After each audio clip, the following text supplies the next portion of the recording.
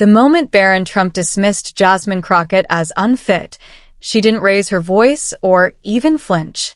Instead, she calmly lifted her phone, tapped the screen, and let a recording speak for her. Within seconds, the entire auditorium shifted, murmurs rising, eyes widening, and every camera in the Georgetown University debate hall snapping to attention. The place was electric, students packed shoulder to shoulder, reporters leaning forward, tension humming like a live wire. No one had any idea they were about to witness the night's most explosive turning point. On one side of the stage sat 18-year-old Barron Trump, tall, composed, radiating the polished confidence people had come to expect from him. Opposite him was Congresswoman Jasmine Crockett, the Texas firebrand renowned for dismantling arrogance with quiet, surgical precision. And in that instant, it became clear. She didn't need to argue.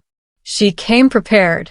What began as a routine debate on youth engagement was moments away from turning into a masterclass in power, truth, and public humiliation.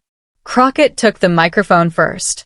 Her voice was steady but charged, each word carrying the weight of someone who'd lived the fight she was describing.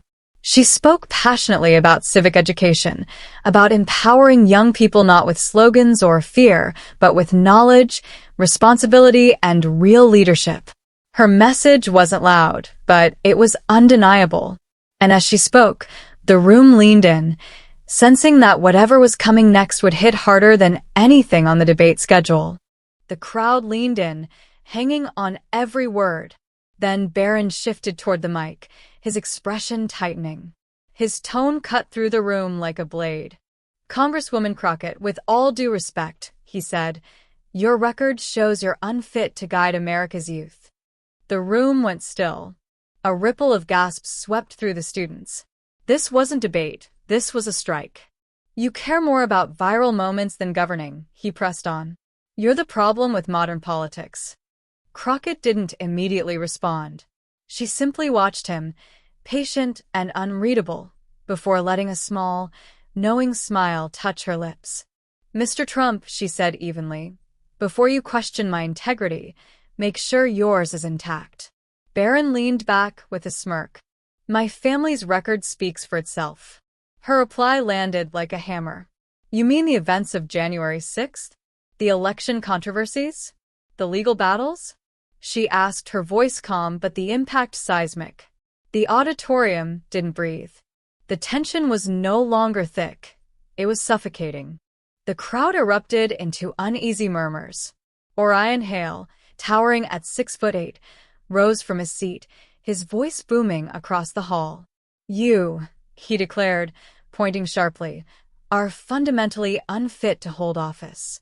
Your radical agenda is dangerous to this country." That was the breaking point. Representative Janelle Cross simply inhaled, calm and unshaken. She reached for her phone with the deliberate composure of someone who already knew the outcome. "Before we continue," she said, her tone smooth as glass, "I think the audience deserves to hear something." She tapped play. Instantly, the room went silent. A familiar voice, Orion's, filled the speakers. "I don't actually believe half the stuff I say," the recording confessed. "It's all performance. My father taught me, say whatever gets you power." The audience froze. Cross let the audio keep running. "Honestly, I think the whole election drama went too far, but I can't say that publicly. I just play the role and build my brand. Politics isn't about truth. It's about controlling the narrative." Another pause. Then the line that detonated the room. "Cross is smart, smarter than half the legislature. But calling her dangerous plays well with our base." When the recording ended, the silence was crushing. You could hear a pin drop. Orion stood there, color drained, words gone. Cross slowly rose to her feet. "Mr. Hale," she said, voice steady, "you called me unfit. Yet your own words reveal you don't believe anything you say. You lie for power. You insult for clout. So tell me, who's really unfit?" Representative Janelle Cross's words cracked through the hall like a whip. The reaction was instantaneous. Not polite applause. Not courteous nods. It was an eruption, thunderous, emotional, overwhelming. Students stood from their seats, cheering, shouting, recording every second as Orion Hale's confidence crumbled in real time. "You talk about democracy," Cross continued, her voice as steady as a judge's gavel. "But democracy depends on truth. Leadership isn't theater, it's service." By the time the debate wrapped, social media wasn't just buzzing. It was detonating. #HaleExposed hit #1 within hours. The clip of Cross pressing play inches from Orion's stunned face dominated every platform. News outlets scrambled to cover it, some calling it the Georgetown shocker. Even networks normally sympathetic to Orion hesitated, unsure how to defend what millions had already heard.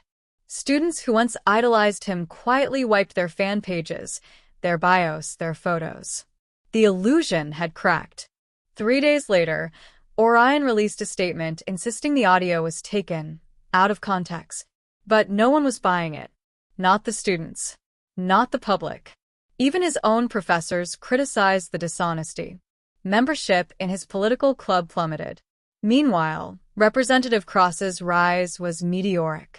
Her calm dismantling of Orion Hale became a symbol, circulated, praised, dissected. Donations surged. TV invitations exploded. Her words echoed across screens nationwide. On a major news interview, she summed it up. "This wasn't about humiliating a young man," she said. "It was about exposing what happens when politics turns into performance. And reminding people that truth still matters." Even Titan Hale, Orion's father and a former president, remained uncharacteristically silent. His only public comment was a brief post. "Orion is young and still learning. Media attacks are cruel." But everyone understood. The quiet said more than the words ever could. And in that silence, something shifted. People began talking, not just about the debate, not just about the recording, but about what authentic leadership looks like. Calm under pressure. Grounded in truth. Unmoved by applause or anger. A leader who doesn't need to raise a voice to raise a standard.